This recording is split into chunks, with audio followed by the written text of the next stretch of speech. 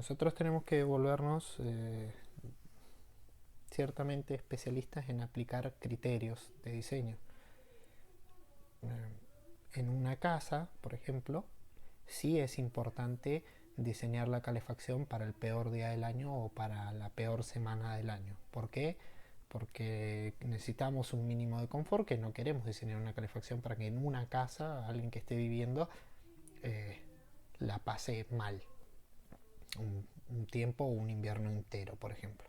En cambio, en una instalación de estas, si vamos a tener 5 días en el año con temperaturas de 30 bajo cero y vamos a tener 10 días en el año con 20 bajo cero y después vamos a tener, no sé, 2 meses entre cero y menos 10, bueno, ¿se podría diseñar para menos 30? Sí, pero es sumamente ineficiente porque vamos a sobredimensionar un montón de cosas a fin de que ese solo día o esos 5 días del año que haya 30 bajo cero bombee todo lo que querramos.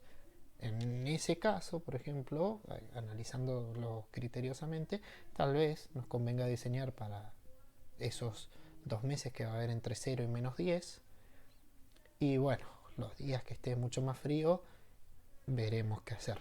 O incorporaremos un tracing si hace falta, o perderemos flujo esos días. Esos días no podremos transportar los 150 metros cúbicos, pero tampoco tiene sentido diseñar un gasoducto que esté sobredimensionado 350 días del año. Súper sobredimensionado encima. Elegir el punto óptimo ya requiere de muchísima experiencia en el tema, de trabajar fluidamente con esto, de haber hecho otras experiencias y poder comparar. Ya no es algo que vayamos a sacar de un libro, sino que es algo que se forma directamente en el ámbito laboral. Esas cuestiones de optimizar. Bueno, haciendo esas salvedades, podemos empezar a diseñar el caño y mucha de esta información la vamos a utilizar después. Eh, lo primero que deberíamos hacer es aproximar el diámetro de estimar, hacer un prediámetro para ver si nos funciona. En general todas las instalaciones de piping tienen como un predimensionamiento, es decir, definimos algún diámetro, con ese color no se ve nada, definimos algún diámetro con alguna fórmula o por estimación, lo que más nos guste, y hacemos las cuentas, a ver si nos da. Si nos da el caudal que nosotros queremos transportar, si nos da las pérdidas de carga y si cumplimos con todos los requisitos. Si cumplimos con todos los requisitos, este diámetro va ok. Si no, lo que puede suceder es que no nos cumpla alguno y tengamos que redimensionar algún diámetro para arriba, aunque sea una exageración o distintas cosas que vamos a ver que pueden pasar. Entonces, a veces es un poquito prueba y error. Con el tiempo uno va afinando estas cosas y le van saliendo mejores a los primeros intentos. Para predimensionar, en general, todas las instalaciones de piping tienen el mismo comportamiento. Nosotros ahora estamos haciendo petróleo en una cañería larga, pero podría ser vapor en una cañería de 5 metros, o podría ser acetileno en una refinería, una petroquímica, un ducto de 80 metros que da vuelta por toda la planta. La diferencia que vamos a tener principalmente va a estar en las consideraciones que hacemos cuando es un fluido o el otro, pero los criterios, los pasos siguen siendo los mismos. Lo primero que vamos a plantear es esta ecuación que relaciona el caudal que nosotros necesitamos y una velocidad. ¿Qué velocidad vamos a usar? Bueno, ese es uno de los primeros factores que nos va a relacionar el fluido que vamos a transportar con la instalación que queremos. Hay recomendaciones bibliográficas, recomendaciones que vienen de la práctica constante de esto, sobre las velocidades que son más adecuadas para transportar. Mientras más velocidad nosotros imprimamos, mayor va a ser el caudal que transportemos. Pero vamos a tener problemas de erosión, de vibración, de ruido, de cavitación, tal vez. Vamos a consumir más energía. O sea, en general hay recomendaciones. Y esas recomendaciones de cada instalación en particular uno las tiene que ir a buscar a la bibliografía específica. Uno se tiene que armar de herramientas en particular para lo que va a diseñar. Es decir, que uno, si va a... Primero, si vamos a hacer piping o oleoductos o gasoductos, lo primero que tenemos que recurrir es a un libro afín, a un libro o a documentación afín, ¿no es cierto? Pero no es lo mismo por ahí diseñar tramos cortitos de una refinería que diseñar tramos grandes como para un oleoducto. Hay ecuaciones ligeramente distintas, o sea, en el fondo todos dicen lo mismo. El predimensionamiento para un oleoducto es este, para una refinería tiene alguna diferencia, capaz que esto es a la 1,5 elevado o esto es 1,7 multiplicado. En sí la ecuación es la misma, pero está optimizada para trabajar con alguna sustancia en particular, con algún tipo de características en particular. Entonces lo primero que hacemos es buscar una ecuación adecuada y documentación adecuada. Vamos a diseñar el oleoducto, buscamos algún libro que tenga info sobre este tipo de diseños. En esos libros, por ejemplo, vamos a encontrar las velocidades adecuadas y te van a decir, como es el caso de los hidrocarburos líquidos, lo más adecuado es trabajar en un rango de velocidad de entre 1 metro por segundo y 3 metros por segundo. Nosotros, conservadores, sin ser exagerados, a la mitad, 2 metros por segundo. Esto nos sirve para dos cosas. Primero, para predimensionar, o sea, usarlo acá, y después para verificar que después vamos a seguir incorporando información y cuando tengamos el diseño final, lo que vamos a hacer es verificar que nuestro diseño final, por ejemplo, no nos arroje una velocidad de 7 metros por segundo. ¿Está bien? Nos sirve un lado para predimensionar y por el otro lado nos sirve de referencia para verificar después. Porque como les dije al principio, tenemos que predimensionar y luego verificar si cumple todo lo que tiene que cumplir, que le colocamos como restricciones. Si no los cumple, modificamos hasta que verifique. Una vez que verifique todo, tal vez tengamos una solución cercana a lo óptimo. ¿Qué hacemos ahora? Cargamos este diámetro en nuestra ecuación con nuestro caudal que habíamos convertido oportunamente a metros cúbicos por segundo y la fórmula nos arroja ya en milímetros. Atentos con las unidades que usan estas fórmulas.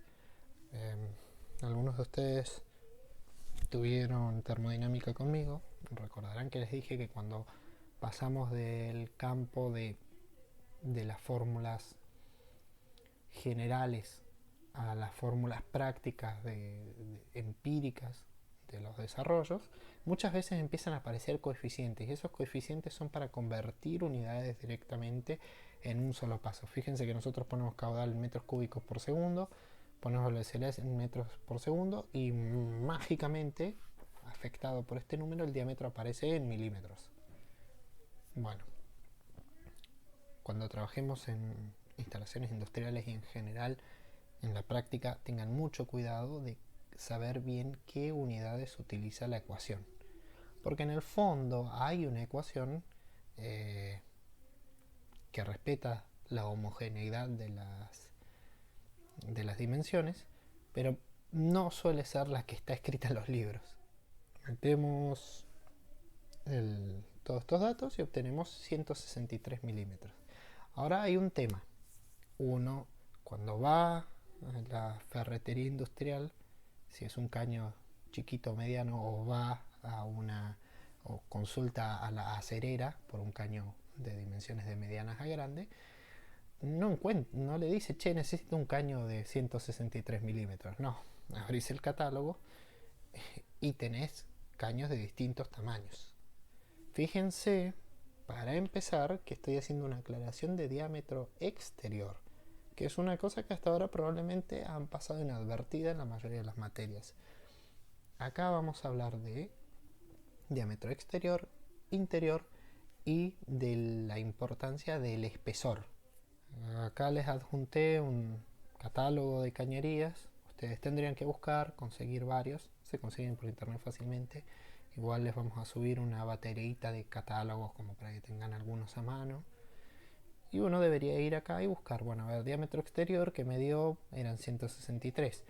¿Qué medidas tengo? Tengo el de 114 y el de 168, el de 4 pulgadas o el de 6 pulgadas. Siempre dimensionamos a la próxima medida comercial superior a nuestras necesidades. Por tanto, vamos a elegir el de 6 pulgadas. Ahora presten atención que los datos son bastante más completos. Tenemos diámetro exterior, espesor, las secciones, perímetros. Tenemos varios datos que ya vienen en el catálogo y las presiones de prueba. Muy importante, pero estas presiones después las vamos a utilizar para definir los límites de nuestra cañería. Entre el diámetro exterior y los datos que obtuvimos del catálogo, podemos empezar a hacer el diseño mecánico del caño. Es decir, vamos a ver qué espesor tiene que tener nuestro caño para soportar las exigencias a las que lo vamos a someter. Parecen que son un montón de pasos y un montón de cosas que vamos a hacer. Es verdad, lo son, pero vamos a hacer esta instalación que vendría a ser el piping más complejo que podemos encarar, una cuestión con muchísima dificultad y con todas las aristas más o menos posibles a considerar, y el resto de las instalaciones que veamos de acá en adelante son simplificaciones de estas situaciones.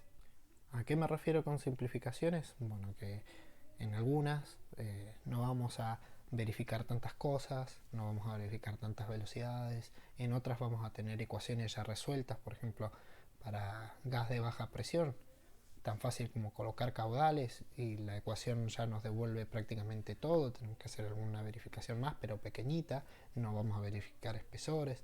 Es decir, este es un caso súper generalista, súper complicado, en el que tenemos que ver todos los detalles involucrados, y el resto de las instalaciones tendrán menos exigencias que finalmente se traducen en simplificaciones de estos pasos. Lo primero que vamos a hacer es diseñar el espesor del caño, porque tenemos la fórmula para hacer un cálculo del diámetro exterior del caño, pero nosotros, para analizar el flujo, necesitamos conocer el diámetro interior. Es decir, vamos a tener por separado estos tres datos: diámetro exterior del caño, diámetro interior y su espesor. El espesor, porque tanto el diámetro exterior como el espesor es lo que vamos a pedir a fábrica que nos vendan. ¿Con qué lo vamos a hacer? La norma ANAC 100, que viene de un estándar internacional, que es el ANSI 31B, nos propone la ecuación de Barlow para realizar el cálculo mecánico, en el cual el espesor es una función que depende de las presiones, de los diámetros y la tensión de fluencia del material, obviamente, y una serie de factores que hacen a la seguridad del cálculo. Ahora hablamos de esos factores. Los factores son los que en esta fórmula se indican como F, E y T. El factor F incluye lo que se conoce como factor de trazado, que está asociado a por dónde va a estar el trazado de este ducto, de esta cañería, qué tipo, si va a atravesar poblaciones, cuestiones por el estilo. El T es de temperatura. A mayor temperatura tenemos alguna probabilidad de que se fragilice o cambien las propiedades del material. Y un factor de junta longitudinal, que es la forma de volcar la construcción del caño, es decir, qué tan buena es la fabricación del caño, qué tanto podemos confiar en la fabricación del caño. ¿Qué necesitamos de esta tabla? Bueno, la tensión de fluencia y la fabricación del caño las vamos a sacar de una norma. Ahora vamos a hablar de eso. Y tanto el factor de temperatura como el de trazado también salen de la ANAC 100. En realidad los tres factores salen de la ANAC 100, solo que en el de junta longitudinal necesitamos saber cómo está construido el caño. El diámetro exterior es dato, lo calculamos en el punto anterior. Lo que no tenemos es la presión. Y este es un tema, porque la presión no la sabemos y es lo que estamos buscando. Entonces, lo que primero vamos a hacer es estimar una presión, que esto desgraciadamente se hace a base de experiencia previa, es decir, a base de tener alguna idea de cuánto puede ser la presión, porque si me decís cuánta es la presión de estos ductos, La verdad te podría decir entre 5, seguro que más de 2 kilos porque es lo de la entrega, pero después cuánto para arriba, 100 kilos, 20 kilos, 7 kilos, cuánto es mucho. Bueno, eso lo hace básicamente la experiencia. Nosotros vamos a predimensionar una presión y después vamos a verificar al final de todo si esa presión está bien y si nos da resultados acordes. Y si no, si la presión que nos resulta final hay que cambiarla, tendremos que venir hasta acá y volver a cambiar el espesor del caño y volver a hacer todos los pasos. Por desgracia, la gran mayoría de los métodos de diseños de caños son iterativos. Los que se van simplificando tienen menos pasos de iteración o a veces la iteración resulta irrelevante, entonces no se hace. Pero para hacerlo correctamente habría que iterar varias veces hasta verificar que todos los puntos donde nosotros tomamos alguna decisión se verifiquen después en cuanto a las condiciones que necesitamos. Entre los anexos que les suministramos con los catálogos y demás está la norma API 5L. Esta es una norma que habla sobre cañerías y la forma en la que se construyen. Esto estandariza a nivel mundial algún tipo de cañerías, en este caso las 5L y bueno, 5LX, que son estándares que podemos ir a comprar, podemos ir a solicitar directamente a un proveedor de cañerías. De hecho, los proveedores grandes de cañerías trabajan bajo uno de estos estándares, o la ESTM o el API 5L. En general, para la industria petrolera casi todo el mundo adopta API 5L y son equivalentes en muchos casos de una norma a otra. Esta norma nos indica dos cosas: la tensión mínima de fluencia, que es un dato que necesitamos, y también nos indica la forma constructiva de la cañería, que es otro dato que necesitamos para sacar el factor de junta. ¿Qué quiere decir esto? Que nosotros estandarizamos nuestras cañerías, decimos vamos a usar un caño API 5L, por tanto ya sabemos que el que nos vende un caño certificado por API 5L por lo menos cumple con este punto de fluencia y cumple con los métodos constructivos. Entonces estamos dentro del margen de seguridad de diseño, por lo menos, de ahí para arriba.